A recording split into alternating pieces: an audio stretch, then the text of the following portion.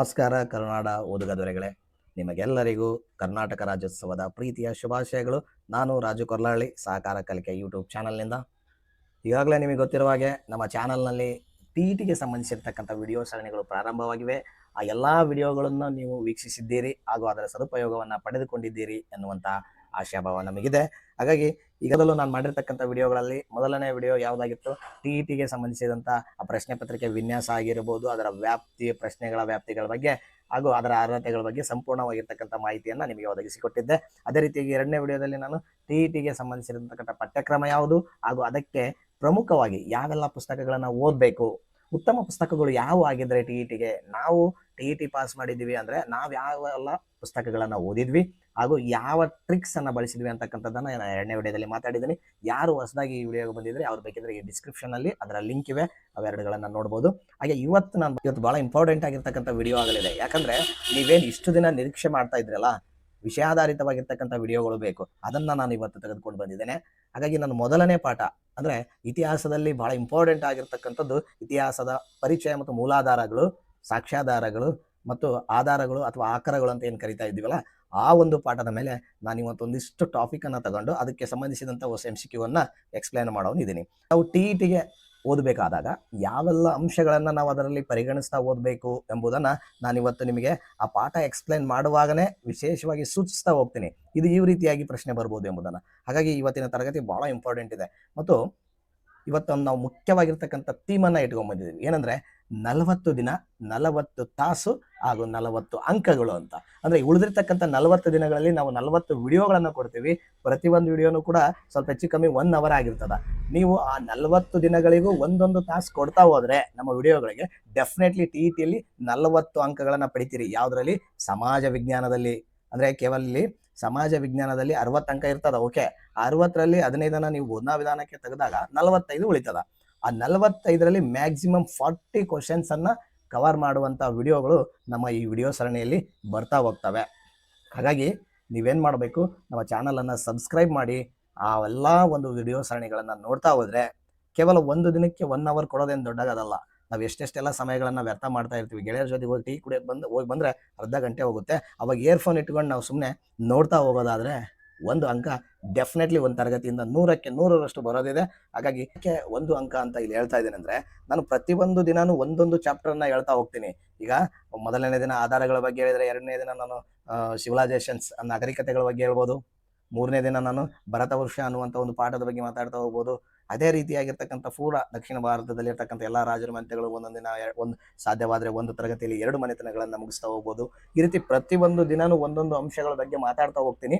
100ಕ್ಕೆ 100ರಷ್ಟು ನೀವು ಇದರಿಂದ ಸದುಪಯೋಗ ಪಡೆಯಲಿದ್ದೀರಿ ಸ್ನೇಹಿತರೆ. ಹಾಗಾಗಿ ವಿಡಿಯೋವನ್ನು ಎಲ್ಲೂ ಸ್ಕಿಪ್ ಮಾಡದೆ ದಯವಿಟ್ಟು ನೋಡಿ. ನೀವು ಪೂರ್ತಿಯಾಗಿರ್ತಕ್ಕಂಥ ವಿಡಿಯೋ ನೋಡಿದರೆ ಇದರ ಈ ಒಂದು ಟಾಪಿಕ್ ಮೇಲೆ ಬಂದಿರತಕ್ಕಂಥ ಸಂಪೂರ್ಣ ಅಂಕಗಳನ್ನು ಪಡೆಯಲಿದ್ದೀರಿ. ನಾವೀಗೇನು ಪ್ರಾರಂಭ ಮಾಡಿದ್ದೇವೆ, ಈ ಒಂದು ವಿಡಿಯೋ ಸರಣಿಯಲ್ಲಿ ಕಡ್ಡಾಯವಾಗಿ ಅಂಕಗಳು ಬರುವಂಥವು. ಯಾಕಂದರೆ ಇಲ್ಲಿ ಪ್ರತಿಯೊಂದು ಟಾಪಿಕ್ ಮೇಲೆಯೂ ಅಂಕಗಳನ್ನು ಕೇಳ್ತಾ ಹೋಗ್ತಾರೆ. ಹಾಗಾಗಿ ಒಂದೊಂದು ಟಾಪಿಕ್ ಮೇಲೆ ಒಂದೊಂದು ವಿಡಿಯೋ ಮಾಡ್ತಾ ಹೋದಾಗ ಆ ಎಲ್ಲ ಅಂಕಗಳಿಗೂ ನೀವು ಓದನ್ನು ಮುಗಿಸಿರೋ ಹಾಗೆ ಆಗ್ತದೆ. ಯಾರಿಗೆಲ್ಲ 6ರಿಂದ 10ನೇ ತರಗತಿ ಪುಸ್ತಕಗಳನ್ನು ಓದೋಕ್ಕೆ ಸಾಧ್ಯವಾಗಲಿಲ್ಲ, ಯಾಕಂದರೆ ಇರತಕ್ಕಂಥ ಸ್ವಲ್ಪ ದಿನಗಳಲ್ಲಿ ಅವಿಷ್ಟುಗಳನ್ನು ನಮಗೆ ಓದೋಕ್ಕಾಗ್ತಾ ಇಲ್ಲ ಅನ್ನೋದಾದರೆ ನಮ್ಮ ವಿಡಿಯೋಗಳನ್ನು ಫಾಲೋ ಮಾಡಿದರೆ ಇಲ್ಲಿ ನಾವು 6 ಮತ್ತು 8 ಎರಡರಲ್ಲೂ ಇದೆ ಮೂಲಾಧಾರಗಳು, ಅವೆರಡನ್ನು ಮರ್ಜ್ ಮಾಡಿ ಒಂದು ತರಗತಿಯನ್ನು ಕೊಡೋರಿದ್ದೀವಿ. ಹಾಗಾಗಿ ಈ ವಿಡಿಯೋ ತುಂಬ ಯೂಸ್ಫುಲ್ ಆಗೋದಿದೆ. ಯಾರೂ ಕೂಡ ಇದನ್ನು ಮಿಸ್ ಮಾಡದೆ ನಿಮ್ಮ ಸ್ನೇಹಿತರಿಗೂ ಕೂಡ ತಲುಪಿಸಿ ಇದನ್ನು ಸದುಪಯೋಗವನ್ನು ನೀವು ಪಡೆದು ಇತರರಿಗೂ ಪಡಿಸಿ ಅಂತ ಹೇಳ್ತಾ ನಾನು ನೇರವಾಗಿ ವಿಡಿಯೋಕ್ಕೆ ಬರ್ತೀನಿ. ಬನ್ನಿ, ಆಗಿದ್ರೆ ನೋಡೋಣ. ನಾನು ಆವಾಗಲೇ ಹೇಳ್ದ ಹಾಗೆ ಇವತ್ತಿನ ನನ್ನ 1ನೇ ಅಧ್ಯಾಯ ಯಾವುದಾಗಿರುತ್ತೆ ಅಂದರೆ ಮುಖ್ಯವಾಗಿ ಇತಿಹಾಸದ ಪರಿಚಯ ಮತ್ತು ಆಧಾರಗಳು ಎಂಬುದು. ಯಾಕಂದರೆ ಆಧಾರಗಳಿಲ್ಲದೆ ಇತಿಹಾಸವಿಲ್ಲ ಅನ್ನುವಂಥ ಹೇಳಿಕೆ ಈಗಾಗಲೇ ನಿಮಗೆ ಗೊತ್ತಿದೆ. ಈ ಆಧಾರ ಏನಿದೆ ಅಲ್ಲ, ಇದು ಬಹಳ ಮುಖ್ಯವಾಗಿರ್ತಕ್ಕಂಥ ಟಾಪಿಕ್ ಆಗ್ತದ. ಅದಕ್ಕೆ ಇವತ್ತಿನ ತರಗತಿಯಲ್ಲಿ ಸಂಪೂರ್ಣವಾಗಿರ್ತಕ್ಕಂಥ ನಾವು ಈ ಆಧಾರಗಳು ಮತ್ತು ಇತಿಹಾಸ ಪರಿಚಯ ಮಾಡ್ಕೊಂಡ್ಬಿಡೋಣ. ಇದು ಯಾವುದೇ ಪ್ರಶ್ನೆ ಬಂದ್ರೂ ಅದನ್ನು ಹಾಕೋದಕ್ಕೆ ನೀವು ಸಮರ್ಥರಾಗ್ತೀರಾ ಅಂತ ಹೇಳ್ತಾ ನಾನು ತರಗತಿಯನ್ನು ಪ್ರಾರಂಭ ಮಾಡ್ತಾ ಇದ್ದೀನಿ. ಸೊ ಇಲ್ಲಿ ಇತಿಹಾಸ ಅಂದರೆ ಏನು ಅಂತಕ್ಕಂಥದ್ದು, ಇತಿಹಾಸವನ್ನು ನಾವು ಓದ್ತಾ ಇದ್ದೀವಿ ಅನ್ನೋದಾದರೆ ಇತಿಹಾಸ ಅಂದರೆ ಏನು ಅಂತಕ್ಕಂಥದ್ದು ನಮಗೆ ಅರ್ಥ ಆಗಬೇಕು. ಮೊದಲಿಗೆ ಇತಿಹಾಸ ಅಂದರೆ ಏನು, ಯಾವುದಕ್ಕೆ ನಾವು ಇತಿಹಾಸ ಅಂತ ಕರಿತೀವಿ ಅನ್ನೋದನ್ನು ನಾವು ಸ್ಪಷ್ಟವಾಗಿ ಅರ್ಥ ಮಾಡ್ಕೊಂಡ್ರೆ ಮುಂದಿನ ಎಲ್ಲ ಅಂಶಗಳು ನಾವು ತಿಳ್ಕೊಳ್ಳೋದಕ್ಕೆ ಈಸಿ ಆಗ್ತದ. ನೋಡಿಲಿ, ಇತಿಹಾಸ ಅಂದರೆ ಏನು ಅಂತ ಬಂದಾಗ ನಾವು ಹಿಂದೆ ನಡೆದು ಹೋದ ಸಂಗತಿಗಳನ್ನ ಕ್ರಮಬದ್ಧವಾಗಿ ಹೇಳುವುದೇ ಇತಿಹಾಸ. ಇತಿಹಾಸವು ಘಟನೆಗಳನ್ನು ವಿವರಿಸುವಾಗ ಕಾಲ, ಸ್ಥಳ ಮತ್ತು ವ್ಯಕ್ತಿಯ ಕುರಿತು ನಿರ್ದಿಷ್ಟತೆ ಮತ್ತು ಖಚಿತತೆಯನ್ನ ಹೊಂದಿರ್ತದ. ಇದು ಬಹಳ ಇಂಪಾರ್ಟೆಂಟ್. ಇಲ್ಲಿ ನಿರ್ದಿಷ್ಟತೆ ಇರ್ತದ, ಖಚಿತತೆಯಿಂದ ಕೂಡಿರ್ತದ. ಯಾವ ಅಂಶ ನಾವು ಹೇಳ್ತಾ ಇರ್ತಾನೆ ಒಬ್ಬ ವ್ಯಕ್ತಿ, ಅದು ನಿರ್ದಿಷ್ಟವಾಗಿರಬೇಕು, ಖಚಿತತೆಯಿಂದ ಕೂಡಿರಬೇಕು. ಆಗ ಮಾತ್ರ ಅದು ಇತಿಹಾಸ ಅನ್ನುವುದಕ್ಕೆ ಸಮರ್ಥ. ಇಲ್ಲ ಅಂದ್ರೆ ಅದು ಇತಿಹಾಸ ಆಗಿರಲ್ಲ, ಕತೆ ಆಗಿಬಿಡ್ತದ. ಇಲ್ಲಿ ನೋಡಿ, ಆ ಘಟನೆ ಯಾವಾಗ ನಡೀತು, ಎಲ್ಲಿ ನಡೀತು ಮತ್ತು ಯಾರಿಂದ ನಡೆಯಿತು ಎಂಬುದರ ಸ್ಪಷ್ಟತೆ ಏನಿರ್ತದ ಅದು ಇರಬೇಕಾಗ್ತದ. ಅದು ಏನಾದರೂ ಇಲ್ಲವಾದ್ರೆ ಆ ಇತಿಹಾಸ ಆಗಿರಲ್ಲ, ಅದು ಕತೆ ಆಗಿ ಹೋಗ್ಬಿಡ್ತದ. ಹಾಗಿದ್ರೆ ಇಲ್ಲಿ ಕತೆಗೂ ಇತಿಹಾಸಕ್ಕೂ ಏನು ಸಂಬಂಧ? ನಾ ಹೇಳ್ತಕ್ಕಂಥ ಟಾಪಿಕ್ ಇದು ಏನು ಬರೀ ಟಿ ಪ್ರೊಪಸ್ ಅಷ್ಟೇ ಅಲ್ಲ, GPT ಕೂಡ, ಅಂದ್ರೆ ಅಲ್ಲಿ ವಿವರಣಾತ್ಮಕ ಪರೀಕ್ಷೆ ಇರ್ತದ. ವಿವರಣೆಯಲ್ಲಿ ಬರೆಯುವಾಗ ಪ್ರಶ್ನೆ ಕೇಳ್ಬೋದು, ಇತಿಹಾಸ ಮತ್ತು ಕಥೆಯನ್ನ ವ್ಯತ್ಯಾಸೀಕರಿಸಿ ಅಂತ ಒಂದು ಪ್ರಶ್ನೆ ಬರ್ತದೆ ಅಂತ ಇಟ್ಕೊಳ್ಳಿ. ಅವಾಗ ಏನು ಬರಿಬೇಕಾಗ್ತದೆ ನಾವು ಅಂದ್ರೆ, ಇಲ್ಲಿ ನೋಡಿ, ಇತಿಹಾಸ ಯಾವುದೇ ಸಂಗತಿಗಳನ್ನ ಇಲ್ಲಿ ಕ್ರಮಬದ್ಧವಾಗಿ ಹೇಳ್ತದ, ಅದು ನಿರ್ದಿಷ್ಟತೆ ಮತ್ತು ಖಚಿತತೆಯಿಂದ ಕೂಡಿರ್ತದೆ. ಆದರೆ ಕತೆ ಅದು ಸ್ಪಷ್ಟತೆ ಇರೋದಿಲ್ಲ, ಯಾವುದೇ ನಿರ್ದಿಷ್ಟವಾಗಿರೋದಿಲ್ಲ. ಹೇಗೆ ಉದಾಹರಣೆ ಅನ್ನೋದಾದ್ರೆ, ಒಂದಾನೊಂದು ಕಾಲದಲ್ಲಿ ಒಬ್ಬ ರಾಜನಿದ್ದನು, ಆತ ಮಹಾನ್ ಪರಾಕ್ರಮಿಯಾಗಿದ್ದನು, ಇತರೆ ರಾಜರೆಲ್ಲರನ್ನ ಸೋಲಿಸಿ ತನ್ನ ಸಾಮ್ರಾಜ್ಯವನ್ನ ವಿಸ್ತಾರ ಮಾಡಿಕೊಂಡಿದ್ದನು. ಈ ರೀತಿ ಹೇಳ್ತಾ ಹೋದ್ರೆ ಇದು ಕತೆ ಆಗ್ತದೆ. ಅದೇ ಇತಿಹಾಸ ಅಂದ್ರೆ 1336ರಲ್ಲಿ ವಿಜಯನಗರ ಸಾಮ್ರಾಜ್ಯ ಅನ್ನುವಂಥ ಮಹಾ ಸಾಮ್ರಾಜ್ಯವಿತ್ತು. ವಿಜಯನಗರ ಜಿಲ್ಲೆಯಲ್ಲಿರ್ತಕ್ಕಂಥ ಹಂಪಿಯು ಅದರ ಒಂದು ರಾಜಧಾನಿಯಾಗಿತ್ತು. 1510ರಲ್ಲಿ ಸಾಮ್ರಾಜ್ಯವನ್ನ ಆಳ್ವಿಕೆ ಮಾಡಿರುವಂತಹ ಶ್ರೀಕೃಷ್ಣ ದೇವರಾಯ ಅತ್ಯಂತ ಪರಾಕ್ರಮಿಯಾಗಿರ್ತಕ್ಕಂಥ ಒಬ್ಬ ದೊರೆಯಾಗಿದ್ದ.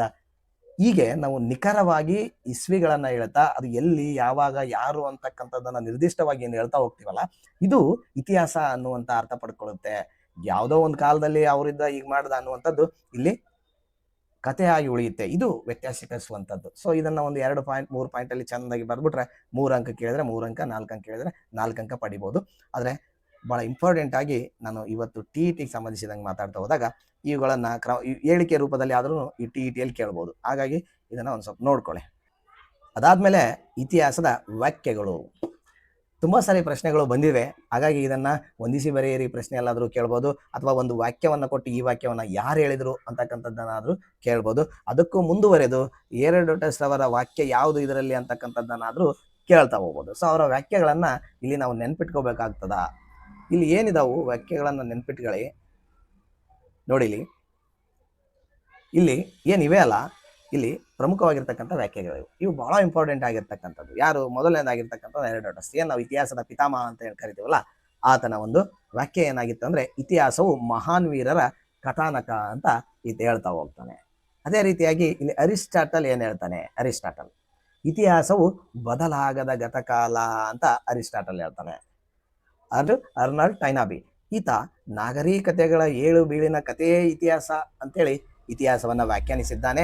ಹಾಗೆ ಥಾಮಸ್ ಕಾರ್ಲೈ ಎಂಬುವವರು ಇತಿಹಾಸವು ಶ್ರೇಷ್ಠ ವ್ಯಕ್ತಿಗಳ ಆತ್ಮಕತೆ ಅಂತ ಹೇಳಿ ಈತ ಹೇಳ್ತಾ ಹೋಗ್ತಾನೆ. ಬಹಳ ಇಂಪಾರ್ಟೆಂಟ್ ಇವು ಎಲ್ಲವೂ ಕೂಡ. ನಾನು ಇಂಪಾರ್ಟೆಂಟ್ ಆಗಿರ್ತಕ್ಕಂಥದ್ದು ಮಾತ್ರ ಹಾಕೊಂಡು ಬಂದಿದ್ದೀನಿ, ಇಲ್ಲಿ ಎಲ್ಲವೂ ಅಲ್ಲ. ಇದರಲ್ಲಿ ನೋಡಿ, ಹೊಂದಿಸಿ ಬರೆಯರಿ ಕೊಟ್ಟಾಗ ನಮಗೆ ಅಟ್ಲೀಸ್ಟ್ 2 ವಾಕ್ಯ ಅಥವಾ 3 ವಾಕ್ಯಗಳು ಅದ್ರಲ್ಲಿ ಗೊತ್ತಿದ್ವು. 2 ಇದ್ರೂ ಕೂಡ ಅವೆರಡು ಮ್ಯಾಚ್ ಆಗೋ ಯಾವ ಅಂತಕ್ಕಂಥದ್ದನ್ನ ಟ್ರಿಕ್ಸ್ ಇಂದ ಸ್ವಲ್ಪ ಮ್ಯಾಚ್ ಮಾಡ್ಕೊಂಡ್ರೆ ಇನ್ನು ಉಳಿದಿದ್ದು ನಾವು ಕಾಮನ್ ಆಗಿ ಆಗ್ತಾ ಹೋಗ್ಬೋದು. ಹಾಗಾಗಿ ಇವುಗಳನ್ನ ಸ್ವಲ್ಪ ನೆನಪಲ್ಲಿ ಇಟ್ಕೋಬೇಕಾಗ್ತದ. ಮುಂದುವರೆದು ಓದ್ತಾ ಇದೀವಿ. ಹಾಗಾಗಿ ನಮ್ಗೆ ಇತಿಹಾಸ ಯಾಕೆ ಬೇಕು ಅಂತಕ್ಕಂಥದ್ದನ್ನ ಸ್ವಲ್ಪ ನೋಡೋಣ ಅಷ್ಟೇ. ಇದು ಹೇಳಿಕೆ ರೂಪದಲ್ಲಿ ಬಂದರೂ ಕೂಡ ಬರ್ಬೋದು. ನಿಮಗೆ ಗಮನ ಹರಿಸ್ರಿ, ನಾವು 6ರಿಂದ 10ನೇ ತರಗತಿ ಪುಸ್ತಕವನ್ನು 6ರಿಂದ 10ನೇ ತರಗತಿ ಏನು ಪುಸ್ತಕಗಳಿವೆ ಅದರಲ್ಲಿ ಯಾವೊಂದು ಅಂಶವನ್ನು ಕೂಡ ಕಡೆಗಣಿಸೋ ಆಗಿಲ್ಲ. ಹಾಗಾಗಿ ಇದು ಅದರಲ್ಲೇ ಇರುವಂಥದ್ದು.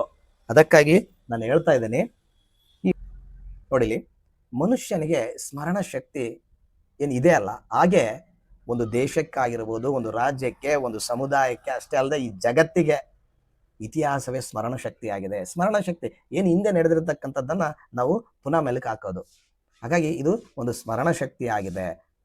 ಇತಿಹಾಸದಲ್ಲಿ ನಾವು ಏನ್ ನೋಡ್ತೀವಿ ಅಂದ್ರೆ, ನಮ್ಮ ಪೂರ್ವಿಕರ ತತ್ವಾದರ್ಶಗಳನ್ನಾಗಿರ್ಬೋದು, ವಿಚಾರಧಾರೆಗಳನ್ನಾಗಿರ್ಬೋದು, ಅವೆಲ್ಲವುಗಳು ಮುಂದಿನ ತಲೆಮಾರುಗಳಿಗೆ ಒಂದು ದಾರಿದೀಪ ಆಗಿವೆ, ಮಾದರಿಗಳಾಗಿರ್ತಕ್ಕಂಥದ್ದು. ಹೌದು, ಅವುಗಳನ್ನ ನೋಡಿ ನಾವು ಆ ಒಂದು ದಾರಿಯಲ್ಲಿ ನಡೆದುಕೊಂಡು ಹೋಗ್ತಕ್ಕಂಥದ್ದು. ಅದರಲ್ಲೇ ಸ್ವಲ್ಪ ನಾವು ಚೇಂಜ್ ಅನ್ನ ಮಾಡ್ಕೊಂಡಿದ್ದೇವೆ ಅಷ್ಟೇ.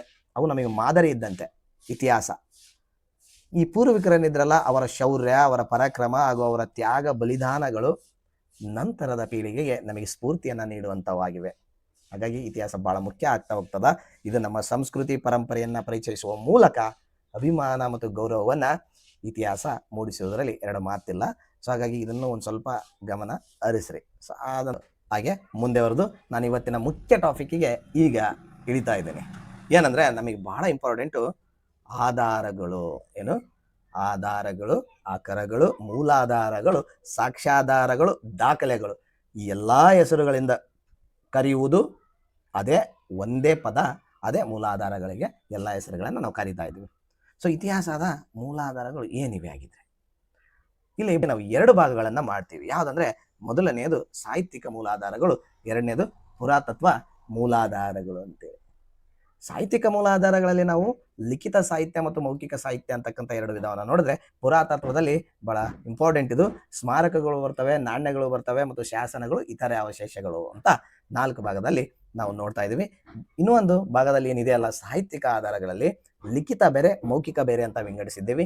ಆ ಲಿಖಿತದಲ್ಲಿ ಮತ್ತೆರಡು ಮಾಡಿದ್ದೀವಿ. ಏನಂದ್ರೆ ದೇಶೀಯ, ವಿದೇಶಿ. ಅಂದ್ರೆ ಬೇರೆ ದೇಶದ ಒಂದು ಏನು ಪ್ರವಾಸಿಗರಾಗಿರ್ಬೋದು, ಇತಿಹಾಸ ತಜ್ಞರಾಗಿರ್ಬೋದು, ಕವಿಗಳು ಬರೆದಿರ್ತಕ್ಕಂಥ ಒಂದು ಕಾವ್ಯವನ್ನ ನಾವು ವಿದೇಶಿ ಸಾಹಿತ್ಯ ಅಂದ್ರೆ ದೇಶೀಯ, ನಮ್ಮ ದೇಶದಲ್ಲಿರ್ತಕ್ಕಂಥ, ನಮ್ಮ ದೇಶೀಯ ಭಾಷೆಯಲ್ಲಿ ಬರೆದಿರ್ತಕ್ಕಂಥ ಏನಿದಾವಲ್ಲ ಇವು ಕೃತಿಗಳು, ಅವುಗಳಿಗೆ ನಾವು ದೇಶೀಯ ಸಾಹಿತ್ಯ ಅಂತೇಳಿ ಕರಿತಾ ಹೋಗ್ತೀವಿ. ಆದ್ರೆ ಇನ್ನೊಂದು ಭಾಗ ಏನಿದೆ ಅಲ್ಲ ಮೌಖಿಕ ಅಂತ,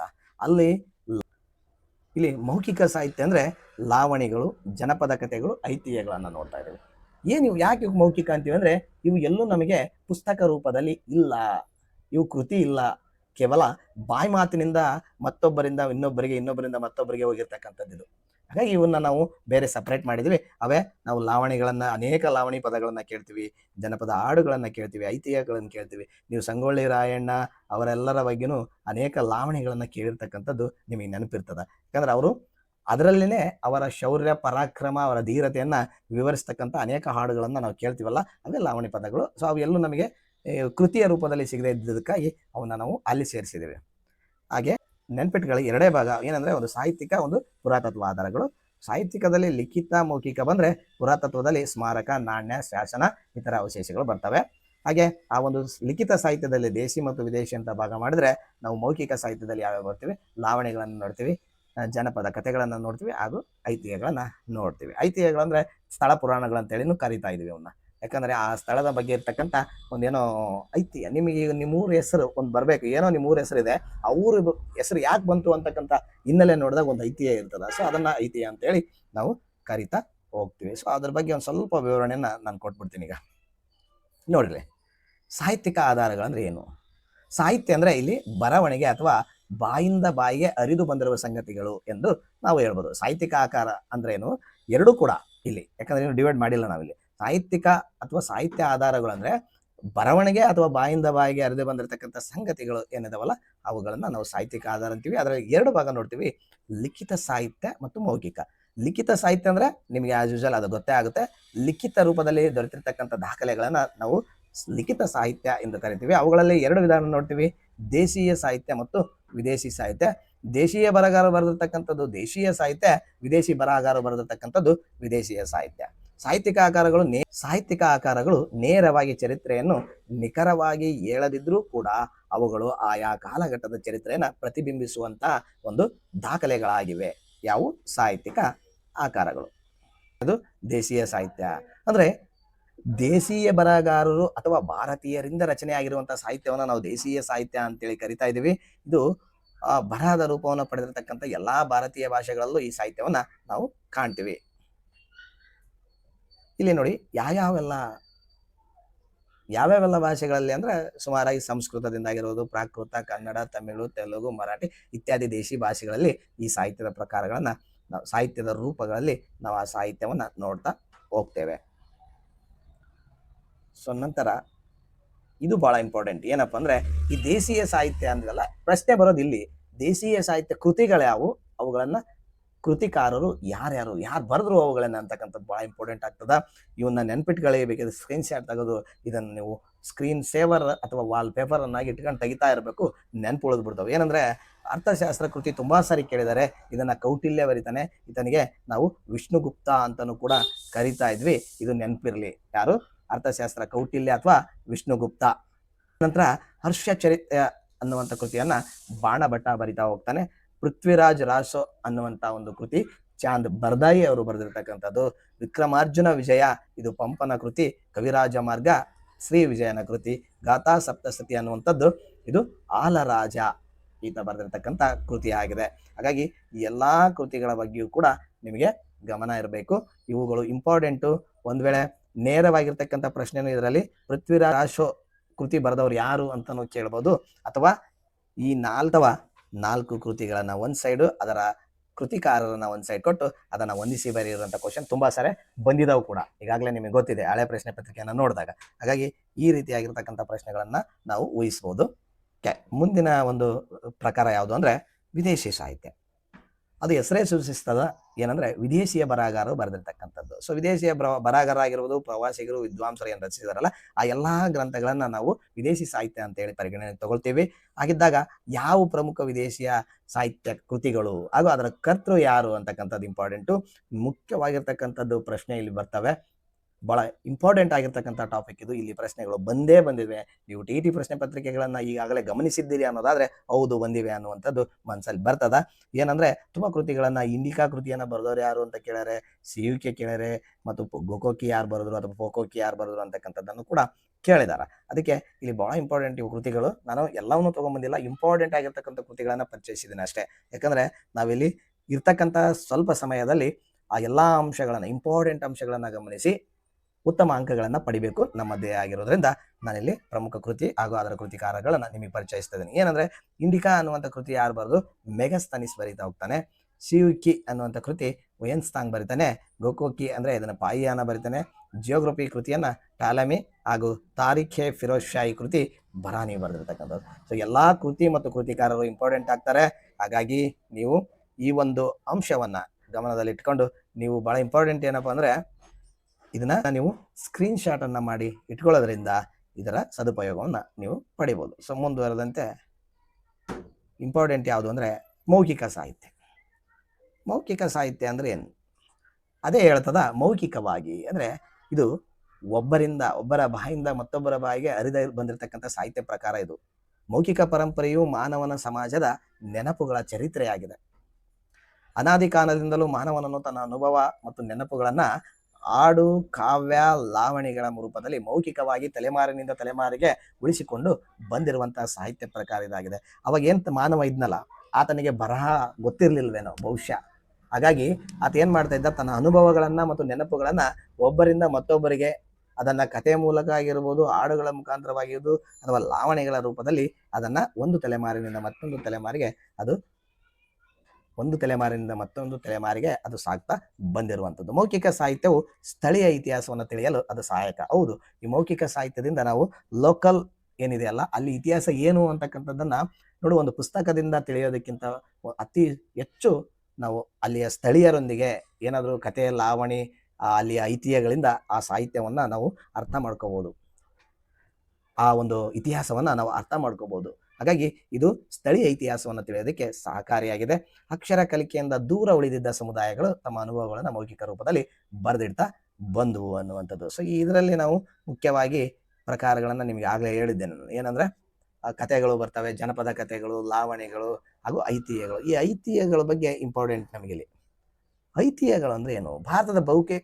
ಭಾರತದ ಬಹುತೇಕ ಪ್ರದೇಶಗಳು ವ್ಯಕ್ತಿಘಟನೆ, ಪರಂಪರೆಗಳ ಕುರಿತಾದ ಐತಿಹ್ಯಗಳು ನಾವು ನೋಡೋಕೆ ಸಿಗ್ತವೆ. ಐತಿಹ್ಯಗಳನ್ನ ಸ್ಥಳ ಪುರಾಣಗಳಂತೇಳಿ ಕರಿತಾ ಇದೀವಿ. ಹೇಳಿಕೆ ರೂಪದಲ್ಲಿ ಬರುವಂತ ಪ್ರಶ್ನೆಗಳಿಗೆ ಡೆಫಿನೆಟ್ಲಿ ಬರುವಂತ ಸಾಧ್ಯತೆ ಇದೆ. 2-3 ಹೇಳಿಕೆಗಳನ್ನ ಹಾಕಿ ಇವು ಯಾವ್ಗೆ ಸಂಬಂಧಿಸಿದವೆ ಅಥವಾ ಇದರಲ್ಲಿ ತಪ್ಪಾದ ಹೇಳಿಕೆ ಯಾವುದು ಅನ್ನುವಂಥದ್ದನ್ನ ಕೇಳುವಂತ ಸಾಧ್ಯತೆ ಇದೆ. ನಾನು ಕೊನೆಯಲ್ಲಿ ನಾನು ಇದಕ್ಕೆ ಸಂಬಂಧಿಸಿರತಕ್ಕಂಥ ಪ್ರಶ್ನೆಗಳು ಹಾಗೂ ಉತ್ತರಗಳನ್ನ ನೀಡ್ತಾ ಬಂದಿದ್ದೇನೆ. ಅಲ್ಲಿ ನಿಮಗೆ ಸ್ವಮೌಲ್ಯಮಾಪನಕ್ಕೆ ಅನುಕೂಲವಾಗಲಿದೆ. ಇಲ್ಲಿ ನೋಡಿ, ಸ್ಥಳ ಪುರಾಣಗಳಂತೇಳಿ ನಾವು ಐತಿಹ್ಯಗಳನ್ನ ಕಲಿತೀವಿ. ಸಾಮಾನ್ಯವಾಗಿ ಚರಿತ್ರೆಯ ಅಧ್ಯಯನಕ್ಕೆ ಇವು ನಿಖರವಾದ ಮಾಹಿತಿಯನ್ನ ನೀಡೋದಿಲ್ಲ. ಪರೋಕ್ಷ ಮಾಹಿತಿಗಳಿಂದ ಇತಿಹಾಸವನ್ನ ರಚಿಸುವ ಪ್ರಯತ್ನವನ್ನ ಇತ್ತೀಚಿನ ಇತಿಹಾಸಕಾರರು ಮಾಡ್ತಾ ಇದ್ದಾರೆ. ನಿಖರವಾಗಿರ್ತಕ್ಕಂಥ ಮಾಹಿತಿ ನಮ್ಗೆ ಎಲ್ಲಿ ಸಿಗ್ತದ? ಬರಹದ ರೂಪದಲ್ಲಿ ಸಿಗ್ತದ, ಅದು ನಿಖರ. ಇದು ಬಾಯಿಂದ ಬಾಯಿ ಹೇಳಿದ್ರೆ ಇದು ನಿಖರವಾದ ಮಾಹಿತಿ ಹೌದು ಅಲ್ಲುವಂತ ವಿಮರ್ಶೆಗೆ ಸ್ವಲ್ಪ ಎಡೆ ಮಾಡಿಕೊಡ್ತದ. ಹಾಗಾಗಿ ಇದನ್ನ ಪರೋಕ್ಷವಾಗಿ ಮಾಹಿತಿಗಳಿಂದ ಇತಿಹಾಸ ರಚಿಸುವಂತ ಕಾರ್ಯವನ್ನ ಇತಿಹಾಸ ತಜ್ಞರು ಮಾಡ್ತಾ ಇದ್ದಾರೆ. ಇವು ಸಮಾಜದಲ್ಲಿನ ನಂಬಿಕೆಗಳನ್ನ ತಿಳಿಸ್ತವೆ, ವ್ಯಕ್ತಿಯ ವೈಭವವನ್ನ ಅಥವಾ ಸ್ಥಳದ ಮಹಿಮೆಯನ್ನ ಐತಿಹ್ಯಗಳು ಸೂಚಿಸ್ತವೆ. ವ್ಯಕ್ತಿಯ ವೈಭವ ಆಗಲೇ ಹೇಳಿದ್ನಲ್ಲ ನಾನು, ಸಂಗೊಳ್ಳಿ ರಾಯಣ್ಣನ ಬಗ್ಗೆ ಆತನ ವೈಭವದ ಬಗ್ಗೆ ತಿಳಿಸ್ತಾ ಹೋಗ್ತವೆ. ಒಂದು ಯಾವುದೋ ಸ್ಥಳದ ಬಗ್ಗೆ ಮಹಿಮೆಯನ್ನ ತಿಳಿಸ್ತಾ ಹೋಗ್ತದ. ಇಲ್ಲಿ ನೋಡಿ, ಇದೇ ಒಂದು ಹಾಡಿಗೆ, ಜನಪದ ಹಾಡಿಗೆ ನಾನು ಉದಾಹರಣೆ ಹೇಳ್ಬೇಕಪ್ಪ ಅಂತಂದ್ರೆ, ಈಗಾಗಲೇ ನೀವು ಕೇಳಿರ್ತೀರಿ, ಆನೆ ಬಂತೊಂದು ಆನೆ, ಯಾವ ಊರ ಆನೆ, ಬಿಜಾಪುರ ಆನೆ ಇಲ್ಲಿಗೆ ಬಂದಿತ್ತು ಅಂತ. ಸೊ ಇದು ಎಲ್ಲೋ ಒಂದ್ ಕಡೆ ನಾವು ಅದನ್ನ ಆ ಹಾಡು ಹೇಗೆ ಉಟ್ಕೊಂತು ಅಂತ ಇತಿಹಾಸದಲ್ಲಿ ಕೆದಕ್ತಾ ಹೋದಾಗ ಗೊತ್ತಾಗುತ್ತೆ. ನಮ್ಮ ವಿಜಯನಗರ ಸಾಮ್ರಾಜ್ಯ ಇತ್ತು. ವಿಜಯನಗರ ಸಾಮ್ರಾಜ್ಯ ಮತ್ತು ಬಹುಮನಿ ಶಾಹಿ ಸುಲ್ತಾನರ ನಡುವೆ ಅವಾಗ್ಲೂ ಅಂತ ಕಲಾಗಳು ಇದ್ದೇ ಇದ್ವು. ಹಾಗಾಗಿ ಬಿಜಾಪುರದಲ್ಲಿರ್ತಕ್ಕಂಥ ಏನು ಸುಲ್ತಾನರು, ಈ ಶಾಹಿ ಮನೆತನ ಇತ್ತು, ಆದಿಲ್ ಶಾಹಿಗಳು, ಅವರು ನಮ್ಮ ಒಂದು ವಿಜಯನಗರ ಸಾಮ್ರಾಜ್ಯದ ಮೇಲೆ ದಾಳಿ ಮಾಡಿ ರಕ್ಕಸ ತಂಗಡಿ ಅನ್ನುವಂಥ ಕದನ ಆಯಿತು, ನಿಮಗೆಲ್ಲ ಗೊತ್ತೇ ಇದೆ. ಆ ಕದನದಲ್ಲಿ ಸಂಪೂರ್ಣವಾಗಿ ವಿಜಯನಗರ ಸಾಮ್ರಾಜ್ಯ ಪತನವಾದಾಗ ಅಲ್ಲಿರ್ತಕ್ಕಂಥ ವಜ್ರ ವೈಡೂರ್ಯಗಳನ್ನ, ಮುತ್ತು ರತ್ನಗಳನ್ನ ಎಲ್ಲರೂ ಏನು ಶಾಹಿ ಸುಲ್ತಾನರು ಆನೆ ತಗೊಂಡ್ಬಂದಿದ್ರಲ್ಲ, ಅವರು ಆನೆಯಲ್ಲಿ ಚೀಲ ಕಟ್ಕೊಂಡು ತುಂಬ್ಕೊಂಡು ಹೋಗ್ತಾ ಇದ್ರಂತೆ. ಆ ಹೋಗುವಂಥ ಸಂದರ್ಭದಲ್ಲಿ ದಾರಿಯಲ್ಲೆಲ್ಲ ಅದು ಹಳ್ಳ್ಯಾಡಕ್ಕೆ ಚಲ್ತಾ ಹೋಗಿದ್ವಂತೆ. ಹಾಗಾಗಿ ಅವನ್ನ ಆಯ್ದುಕೊಳ್ತಕ್ಕಂಥ ಜನ ಆಯ್ದುಕೊಂಡು ಖುಷಿಯಲ್ಲಿ ಕಟ್ಟಿರ್ತಕ್ಕಂಥ ಹಾಡು ಇದು.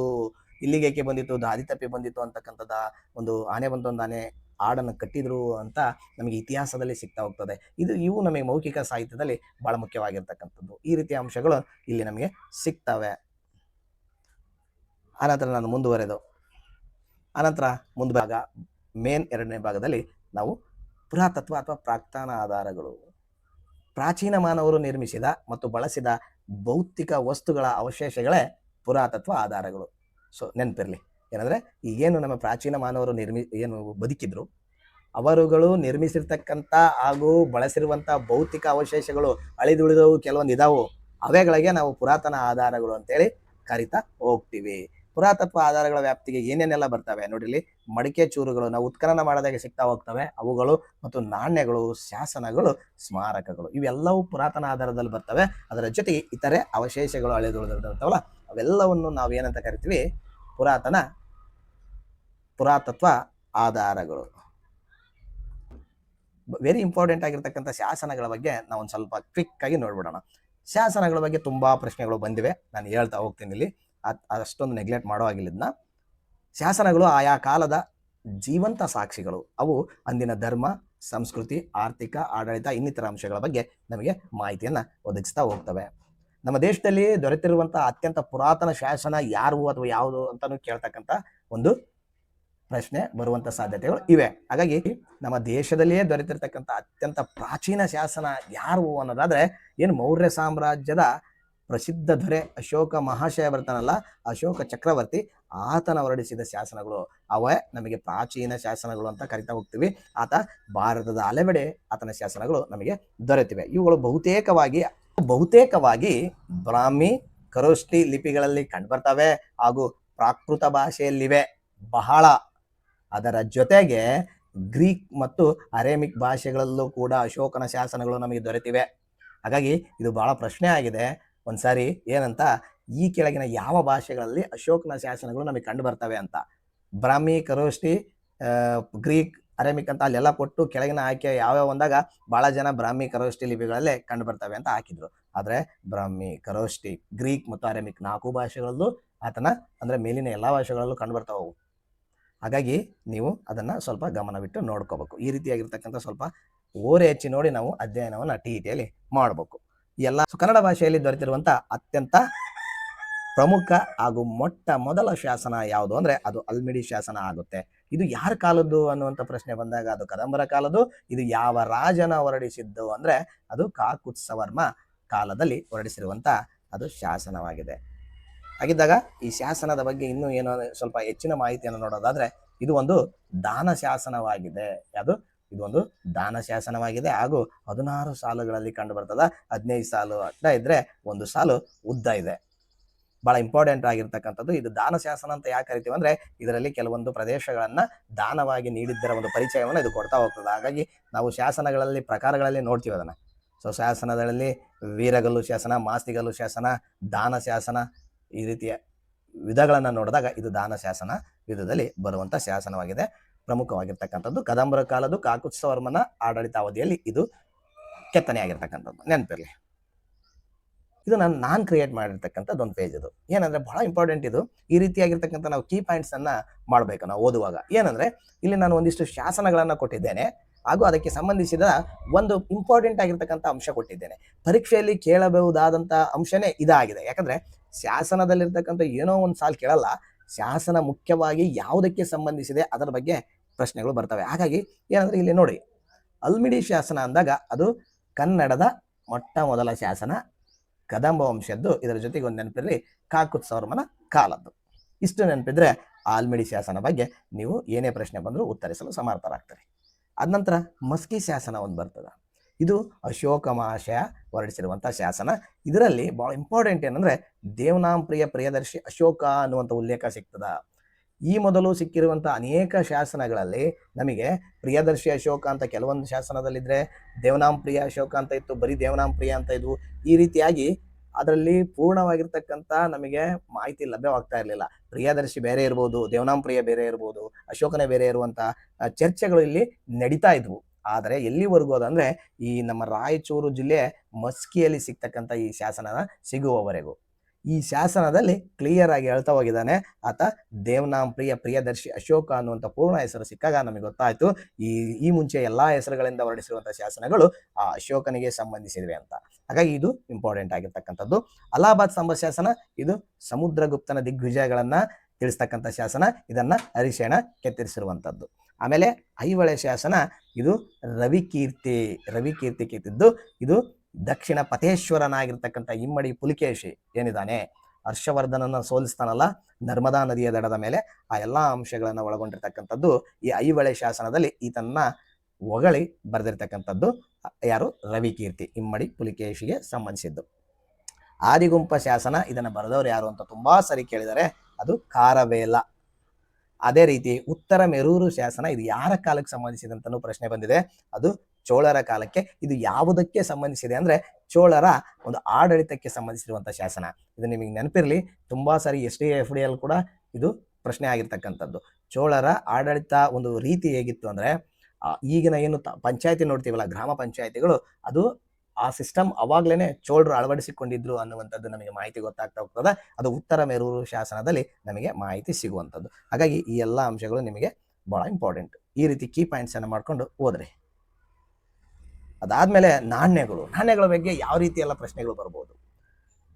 ನಾಣ್ಯಗಳ ಸ್ವರೂಪ, ವಿಕಾಸ ಹಾಗೂ ಬೆಳವಣಿಗೆ ಬಗ್ಗೆ ತಿಳಿಸಿಕೊಡುವಂತಹ ಒಂದು ಅಧ್ಯಯನವನ್ನ ನಾವು ನಾಣ್ಯಶಾಸ್ತ್ರ ಅಂತೇಳಿ ಕರಿತಾ ಹೋಗ್ತೀವಿ. ನಾಣ್ಯಗಳು ಚರಿತ್ರೆ ರಚಿಸುವಲ್ಲಿ ಬಹಳ ಮುಖ್ಯವಾಗಿರ್ತಕ್ಕಂಥ ಪಾತ್ರವನ್ನ ಇವು ವಹಿಸ್ತವೆ. ನಾಣ್ಯಗಳ ಅಧ್ಯಯನವು ಅವುಗಳನ್ನ ಹೊರಡಿಸಿದ ರಾಜರ ಅಧಿಕಾರದ ಸಂಕೇತಗಳು ಆಗಿರ್ತವೆ.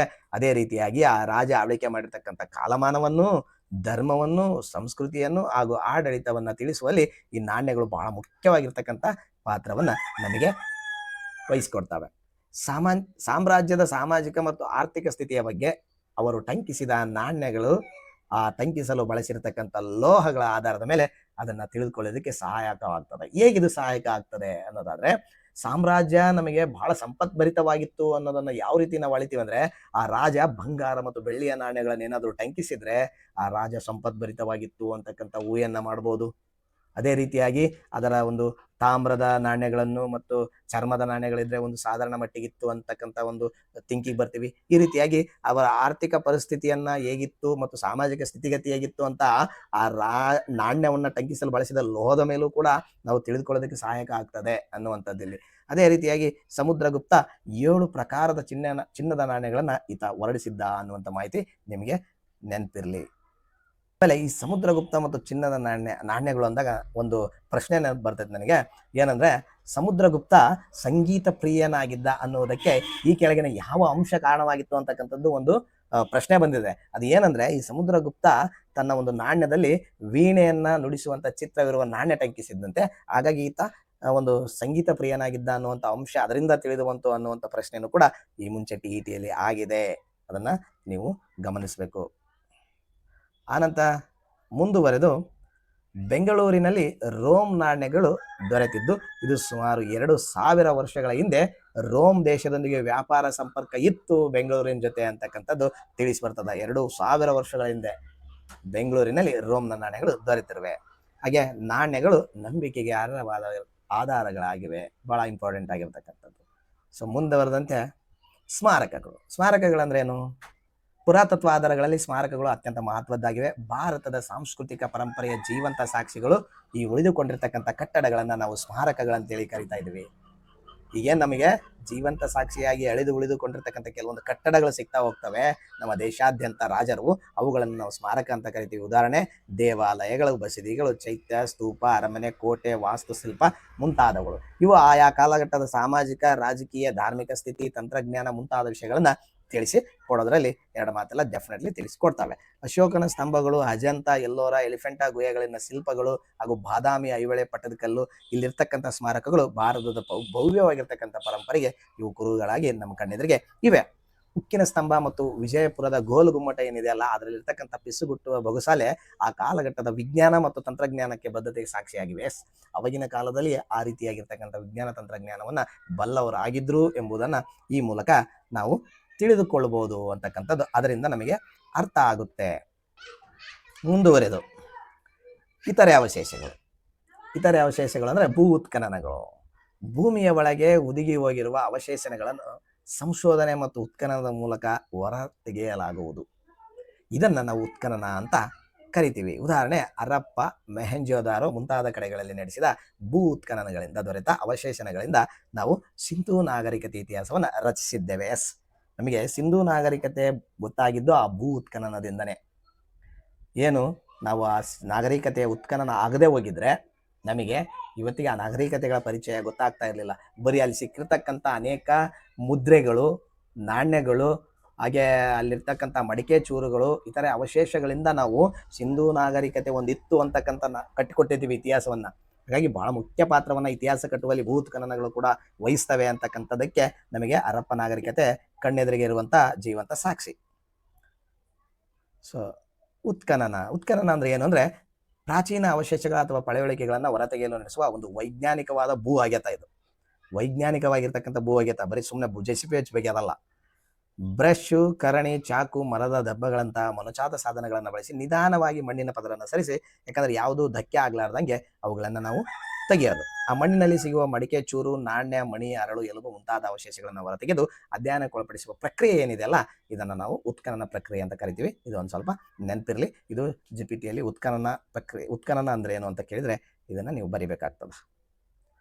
ಇಲ್ಲಿದೆ ನೋಡಿ, ಪ್ರಶ್ನೆ ಬರುವಂತ ಜೋನ್ ಇದು. ಇಲ್ಲಿ ತುಂಬಾ ಸರಿ ಕೇಳಿದ್ದಾರೆ ಅನೇಕ ಪ್ರಶ್ನೆಗಳನ್ನ.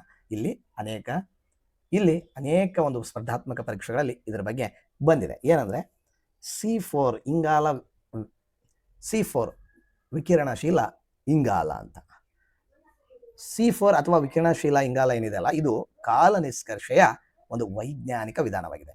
ಏನ್ ನಮಗೆ ಹಳೆಯ ಪಳವಳಿಕೆಗಳು ಸಿಗ್ತವೆ, ಅವುಗಳನ್ನ ಈ ಮೂಲಕ ನಾವು ಏನ್ ಮಾಡ್ಬೋದು ಅಂದ್ರೆ ಇವು ಎಷ್ಟು ವರ್ಷದ ಹಿಂದಿನವು ಅಂತಕ್ಕಂಥ ಒಂದು ತಿಳುವಳಿಕೆ, ಇವು ಎಷ್ಟು ವರ್ಷಗಳ ಹಿಂದಿನವು ಅನ್ನುವುದನ್ನ ತಿಳಿದುಕೊಳ್ಳೋದಕ್ಕೆ ಈ ಒಂದು ನಿಷ್ಕರ್ಷೆ ವೈಜ್ಞಾನಿಕ ವಿಧಾನಕ್ಕೆ ಒಳಪಡಿಸ್ತೀವಿ ನಾವು. ಹೇಗೆ ಅಂತ ಇಲ್ಲಿದೆ ನೋಡಿ. ಸ್ವಲ್ಪ ಈ ವಿಧಾನಕ್ಕೆ ಒಳಪಡಿಸುವ ಅವಶೇಷಗಳ ಜೈವಿಕ ಅಂದ್ರೆ ಮರ, ಗಿಡ, ಪ್ರಾಣಿ, ಪಕ್ಷಿ ಇತ್ಯಾದಿಗಳನ್ನ ನಾವು ಇದರ ಪಳೆಯುಳಿಕೆಗಳನ್ನ ನಾವು ಹೊರತುಪಡಿಸಿ ಬೇರೆ ಏನು ಇದಾವಲ್ಲ ಮಣ್ಣಿನ ಪಾತ್ರೆ ಅವು ಇವನ್ನ ಹೊರಪಡಿಸಕ ಆಗಲ್ಲ.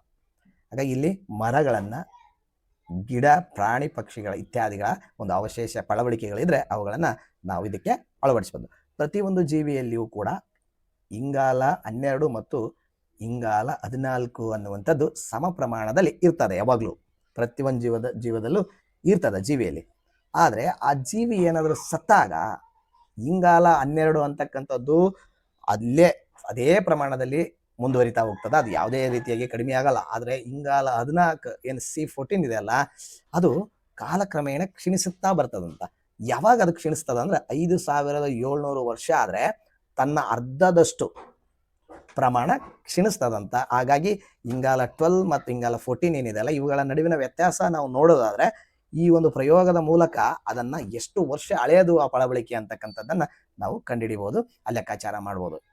ಆಗ ಮಾಡೋದ ಇದು ಎಲ್ಲಿವರೆಗೂಪ್ಪ ಎಷ್ಟು ವರ್ಷ ಹಳೆಯದಾಗಿರ್ತಕ್ಕಂಥ ಒಂದು ಪಳವಳಿಕೆ ಅಂತ ನಾವು ಕಂಡುಹಿಡಿಬಹುದು ಅಂದ್ರೆ ಕೇವಲ 10 ವರ್ಷಗಳು ಮಾತ್ರ. ಅಲ್ಲಿಯವರೆಗೆ ಹಿಂದಿನ ಇರ್ತಕ್ಕಂಥ ಪಳವಳಿಕೆಯನ್ನ ನಾವು ಕಂಡುಹಿಡಿತಾ ಹೋಗ್ಬೋದು ಅಂತಕ್ಕಂಥದ್ದು.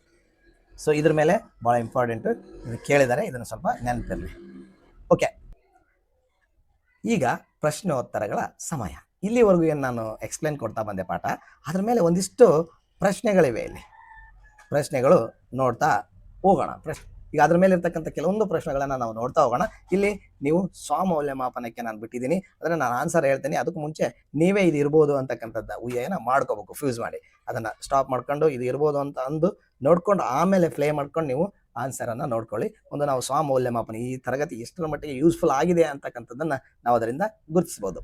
ಸೊ ಪುರಾತತ್ವ ಆಧಾರಗಳ ತಪ್ಪಾದ ಜೋಡಿಯನ್ನ ಇಲ್ಲಿ ಗುರುತಿಸಿ ಅಂತಕ್ಕಂಥದ್ದು. ಮಡಿಕೆ ಚೂರುಗಳು ನಾಣ್ಯಗಳು, ಶಾಸನಗಳು ನಾಣ್ಯಗಳು, ಅವಶೇಷಗಳು ಐತಿಹ್ಯಗಳು, ಸ್ಮಾರಕಗಳು ಪಳವಳಿಕೆಗಳು. ಇದರಲ್ಲಿ ಪುರಾತತ್ವ ಆಧಾರ ಅಂತ ಏನ್ ಕರಿತೀವಲ್ಲ, ಆ ಪುರಾತತ್ವ ಆಧಾರಗಳಿಗೆ ಸಂಬಂಧ ಇಲ್ಲದೆ ಇರತಕ್ಕಂಥದ್ದು ತಪ್ಪಾದ ಜೋಡಿ ಇದೆ, ಇದರಲ್ಲಿ ಗುರುತಿಸಿ ಅನ್ನುವಂಥ ಪ್ರಶ್ನೆ ಕೇಳಿದಾಗ ಇಲ್ಲಿ ನೀವು ಎಲ್ಲರೂ ಕೂಡ ಅದನ್ನ ಗುರುತಿಸಿದ್ದೀರಿ ಅಂತ ಭಾವಿಸಿದ್ದೇನೆ. ಯಾವುದು ಅಂದ್ರೆ ಅವಶೇಷಗಳು ಮತ್ತು ಐತಿಹ್ಯಗಳು. ಇತರೆ ಅವಶೇಷಗಳು ಹೌದು, ಆದ್ರೆ ಐತಿಹ್ಯಗಳು ಏನಿದೆ ಇದು ತಪ್ಪಾದ ಹೇಳಿಕೆ ಆಗ್ತದ. ಸೊ ಹಾಗಾಗಿ ಇಲ್ಲಿ ಸಿ ಆಗಿರ್ತಕ್ಕಂಥದ್ದು ಇದಕ್ಕೆ ಉತ್ತರ. ಸೊ ಮುಂದಿನ ಪ್ರಶ್ನೆ,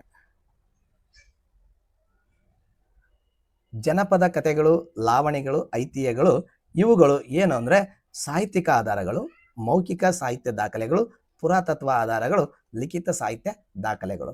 ಇದು ಬಹಳ ಇಂಪಾರ್ಟೆಂಟ್ ಆಗಿರ್ತಕ್ಕಂಥದ್ದು. ಯಾಕಂದ್ರೆ ಜನಪದ ಕಥೆ, ಲಾವಣಿ, ಐತಿಹ್ಯ ಅಂದಾಗ ಇವು ಹೌದು ಸಾಹಿತ್ಯಿಕ ಆಕಾರದಲ್ಲೇ ಬರ್ತವೆ, ಆದರೆ ಅದಕ್ಕಿಂತ ಮುಖ್ಯವಾಗಿ ಇಲ್ಲಿ ಮೌಖಿಕ ಸಾಹಿತ್ಯಿಕ ಆಧಾರಗಳಿವು. ಸೊ ಮೌಖಿಕ ಸಾಹಿತ್ಯ ದಾಖಲೆಗಳವು. ಹಾಗಾಗಿ ಇಲ್ಲಿ ಹತ್ತಿರವಾಗಿರ್ತಕ್ಕಂಥದ್ದು ಹುಡುಕ್ಬೇಕು. ನೀವು ನೋಡಿ ನಮ್ಮ TETಯಲ್ಲಿ ಒಂದು 2-3 ಸೈಕಾಲಜಿಯಲ್ಲಿ ಅಂತೂ ಈ ತರ ತುಂಬಾ ಇರ್ತವೆ. ಏನಂದ್ರೆ ಸರಿಯಾದ ಉತ್ತರಗಳೇ 2 ಆಗಿರ್ತವೆ, ಆದ್ರೆ ಅತಿ ಸಮೀಪವಾಗಿರ್ತಕ್ಕಂಥ ಉತ್ತರವನ್ನ ಇಲ್ಲಿ ಹಾಕ್ಬೇಕಾಗ್ತದೆ. ಇಂಥ ಪ್ರಶ್ನೆಗಳಲ್ಲಿ ಇವು ಸಾಹಿತ್ಯಿಕ ಆಧಾರದಲ್ಲೇ ಬರ್ತಕ್ಕಂಥ ಮೌಖಿಕ ಸಾಹಿತ್ಯಿಕ ಆಧಾರಗಳು, ಲಿಖಿತ ಸಾಹಿತ್ಯ ಅಲ್ಲ, ಆದ್ರೆ ಮೌಖಿಕ ಸಾಹಿತ್ಯಕ್ಕೆ ಇವು ಸರಿಯಾಗಿರ್ತಕ್ಕಂಥ ಉತ್ತರ ಆಗಿದೆ. ಅಶೋಕನ ಶಾಸನಗಳು ಯಾವ ಭಾಷೆಯಲ್ಲಿ ದೊರೆತಿವೆ? ಪ್ರಶ್ನೆ ಪ್ರಾಕೃತ, ಗ್ರೀಕ್, ಅರೇಬಿಕ್, ಮೇಲಿನ ಎಲ್ಲವೂ. ಇಲ್ಲಿ ಉತ್ತರವನ್ನ ಆಗಲೇ ನಾನು ಎಕ್ಸ್ಪ್ಲೇನ್ ಕೊಡುವಾಗ ಹೇಳಿದ್ದೀನಿ.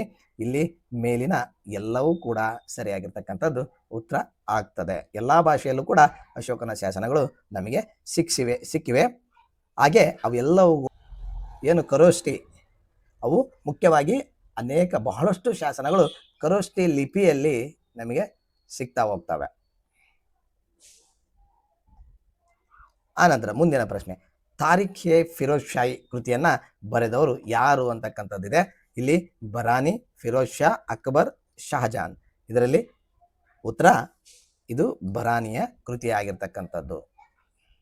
ಸೊ ಮುಂದುವರೆದು ಇಂಪಾರ್ಟೆಂಟ್ ಪ್ರಶ್ನೆ ಏನಂದ್ರೆ, ಈ ಕೆಳಗಿನ